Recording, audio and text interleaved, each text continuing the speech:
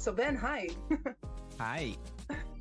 Thanks for taking the time to get together and talking about profits, mindset, True Classic, and profit analytics.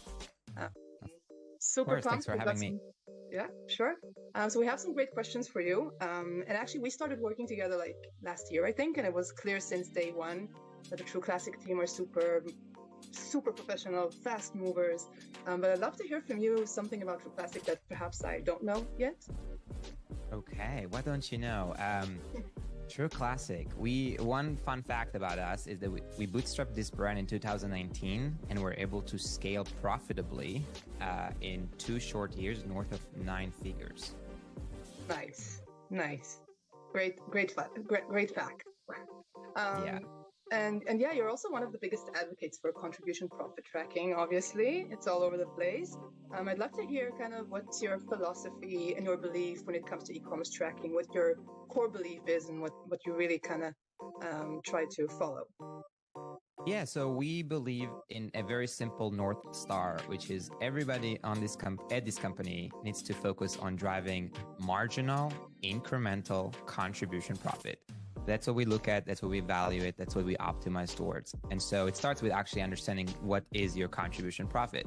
Most analytics platforms on e-commerce don't go much deeper than revenue. And so a lot of people are stuck at looking maybe at ROAS or looking at quote unquote AOV, even though the value might be like inflated revenue. They may forget that to take out taxes or duties or, expected returns or exchanges. And so really want to take out all of those items, payment processing fees, product COGS, shipping costs, pick and pack when it comes to fulfillment, and find a really great platform to enable that. And that's actually how we stumbled upon you guys, because that's your mission, to enable e-commerce brands to understand what is happening in their day-to-day business from a profitability perspective. So that's our North Star. It's not easy to always have it, but once you do, you can operate with clarity and you can ensure that you are, driving what matters at the end of the day, which is your bottom line. Definitely. I think also one of the things, so first, we really emphasize contribution profit would be profit. And one of the things that we also did in the platform since we started working together is really deepen one of our most kind of powerful features, I think, and that's our P&L, which has contribution profit, but much more, obviously. And then we did a lot of things to fit True Classic. And by the way, any e-commerce professional brand who really wants to grow, not at any cost or any price, right, but grow smartly. So we added split by new versus returning customers and different breakdown options. And soon we'll have a filter by country and filter by sales channels, and really a whole P&L that you can view in different angles. Can you share how you utilize that on your daily work, and how does kind of having a real-time P&L report help you and True Classic achieve your goals? Yeah, of course. So we are big advertisers, and I would say that's probably one of the biggest things or use cases on a day-to-day basis when you advertise so much like we do. And that's one of the secret sauces of how we were able to scale so quickly, right? Is knowing how much and where to spend. You really need a read and a pulse check on like how things are trending. And so if you think about the business we ran, we started in the US and now we're available in 190 markets worldwide.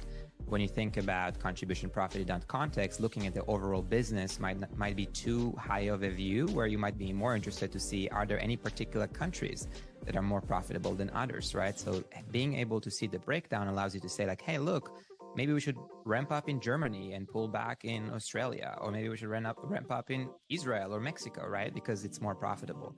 Similarly to customers, right? If you just look at them as a whole, it's a little bit harder to kind of like make sense of like what is happening on the acquisition first orders front and what's happening from that point on from like a retention LTV cohorts front. And so being able to look at those angles allows you to understand like how much should you spend on customer acquisition, how far are you from breaking even on that first order. If you're not breaking even, how soon do you expect to be able to be paid back so you can continue to grow from there. So another example is the products analytics, right? Everybody has large catalogs. Are you really clear on which products are turning around profit for you? And if not, you might not be putting the right focus on which products to advertise, which products to feature on your collection pages, which products to put on your email and SMS. And so all those breakdowns are really giving you the tactical guidance and insights you need in order to understand if my North Star is to generate contribution profit, how can I do that? Which products, which markets, which channels, right? And that's basically how we operate here day to day. Interesting. It actually brings me to another question that is not part of my script, but I do want to ask. I think one of the things that is very clear with working with you guys is that everyone in the team has access to the P&L, has access to the data. Everyone on the executive team kind of gets to see it, and even not on the executive team. So I'm wondering kind of how this democratizing of profit data looks like in a daily decision-making process, and how your team is utilizing that as well. I'm also asking because when we encounter customers, a lot of time we kind of need to get it into a habit to look at contribution profit and not look away, right? So I'm interested to hear how it looks internally for you guys.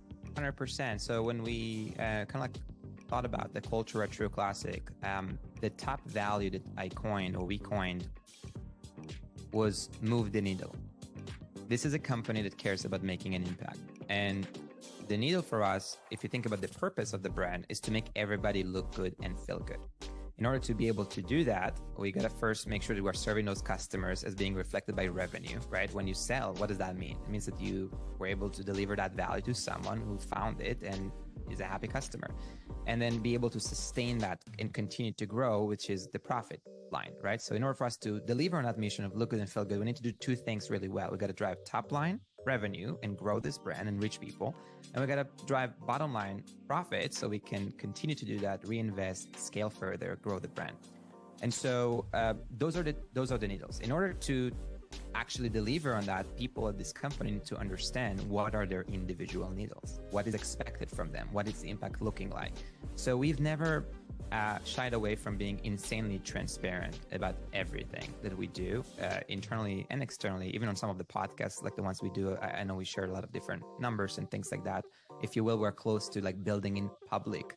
And what it really does is allows people to focus on what matters. And in my opinion, in order to make an impact, it's a function of two things, which is focus and force.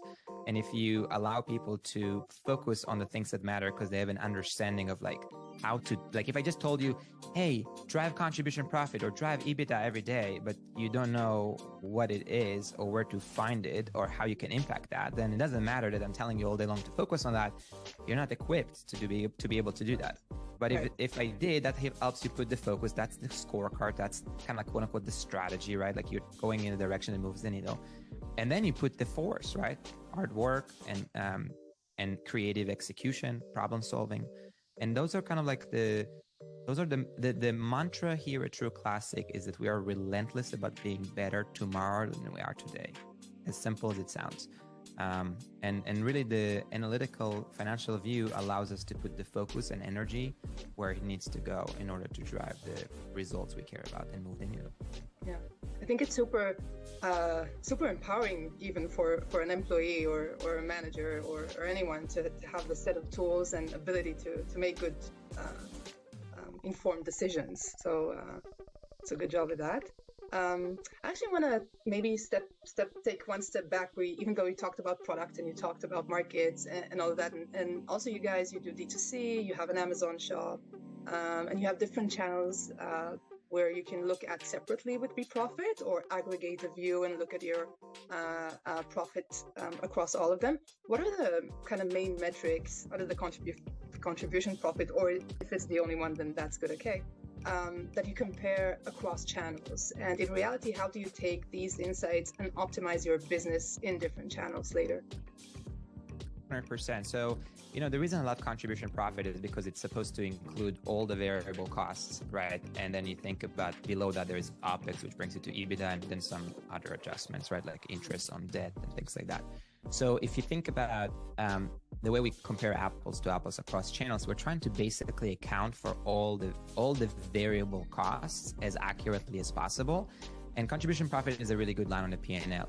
What we're also kind of like talking about here is kind of getting maybe another line on the P&L, call it operating profit.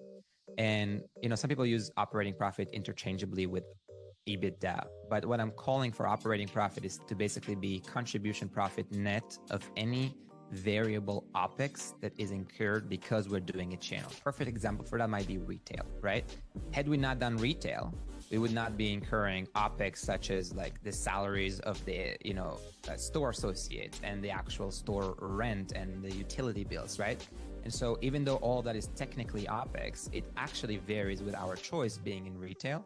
And so if I'm trying to think about how profitable we are in retail, contribution profit might not be exactly the line because those other costs are the equivalent of what might be media spend on D2C, right? And so we're trying to create kind of like this like bottom line by channel view of like what comes at the top when it comes to net revenue and what's a fair all-in fully burdened kind of like profitable like profitability metric. It could be contribution profit, it could be that operating profit. We're really trying not to get bogged down by other fixed costs. For example, the rent in this office.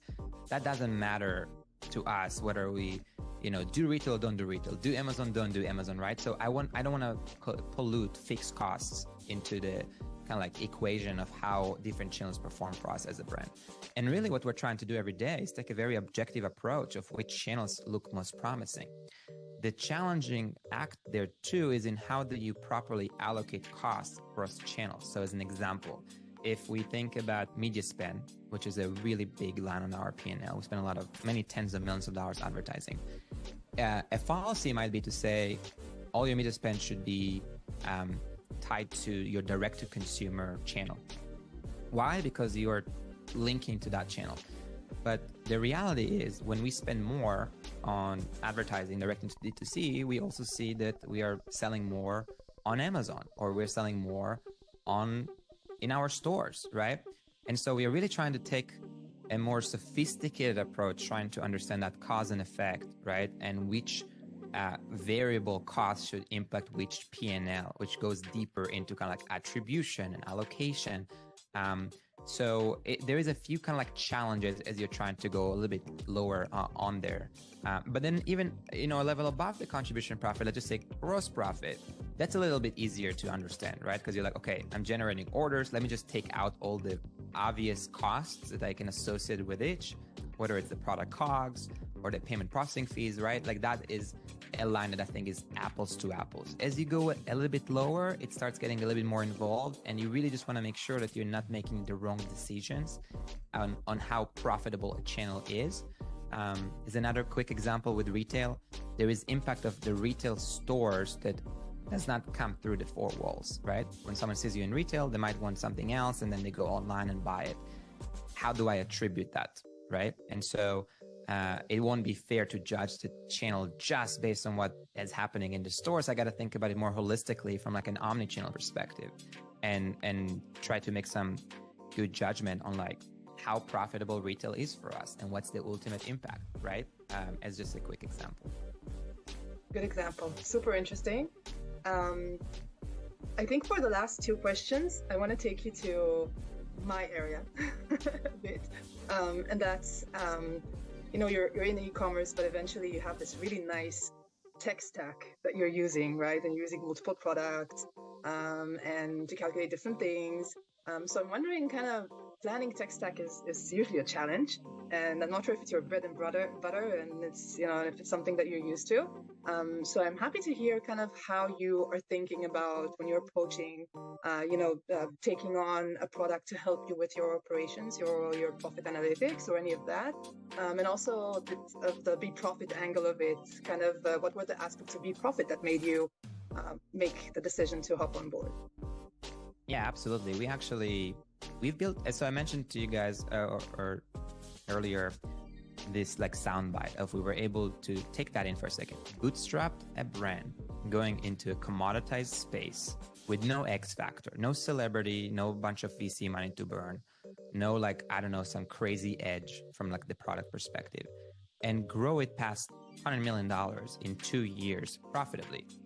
That has not been done by many brands, maybe any brand in this space. And if you really think about it, we've done that with such a small team, like less than 50. How do you go about that?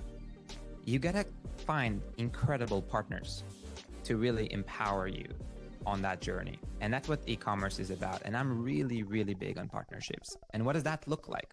That means that you find partners who are scrappy, who have identified a big pain point, right, in e-commerce, have a good solution, who move really fast, who are open for feedback, who serve as an extension of your team, and who are interested in essentially creating this like mutually beneficial partnership where the partner invests in our growth as a brand, and in return, we invest in this partner's growth as the brand, right?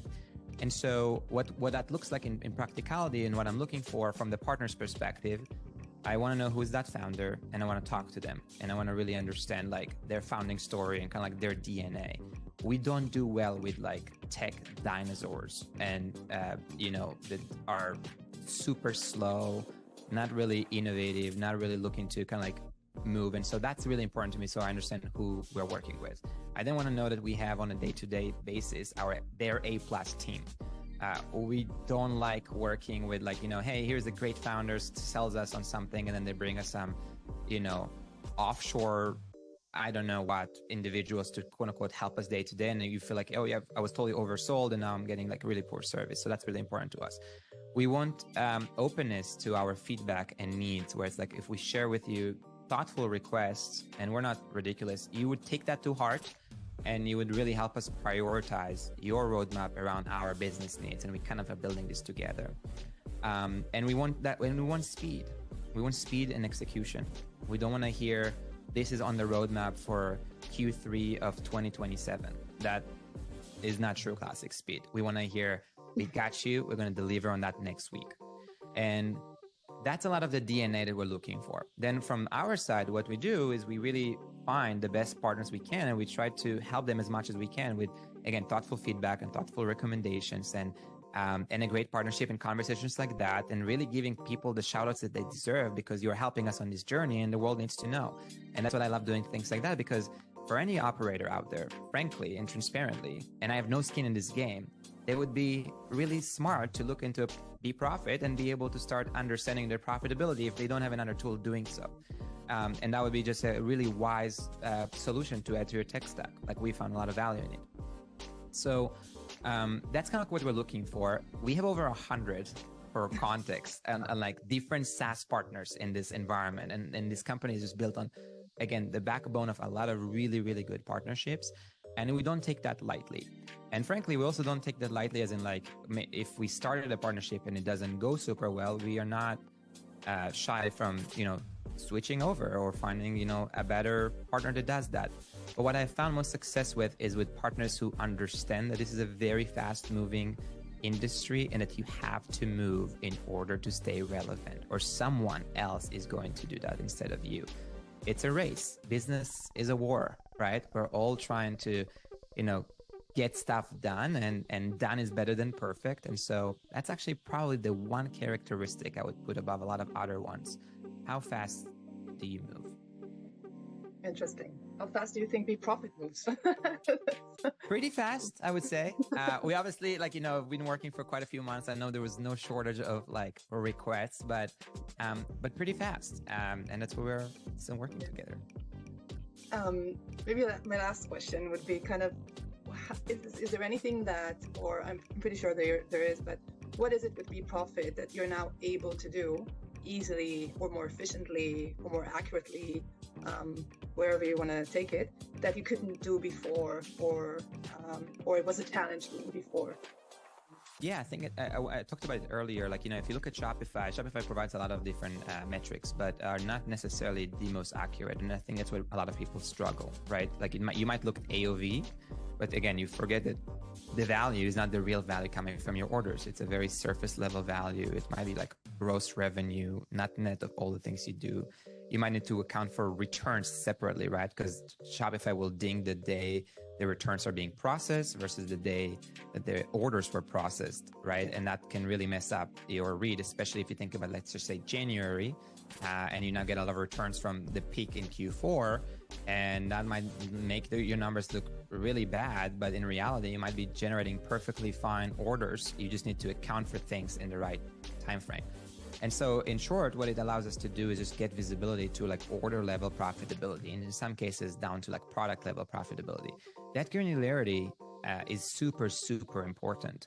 And once you have that level of visibility and accuracy, and I know in our world, like we went through like probably 100 different rounds of validations and revalidations, it really empowers everybody to operate with clarity.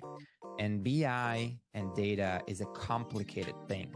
A lot of people have data, but in reality, that data is poorly structured, is inaccurate, and it can lead you down the wrong path. You might think you're making data-driven decisions, but if your data is crappy, your decisions might be just as crappy as your data. And so what we really have been able to do is get that level of confidence that we have a handle on the order's profitability, at least as close as we have ever had it. Is it perfect? It's never going to be perfect, but it's definitely the closest we've ever had it, and we continue to refine that. And with that, the confidence that we can operate strategically in the right direction because we're consuming the right information to inform those decisions. Perfect. Okay. Ben, thank you very much. Yeah, no, of course. Thank you. Toda rabba.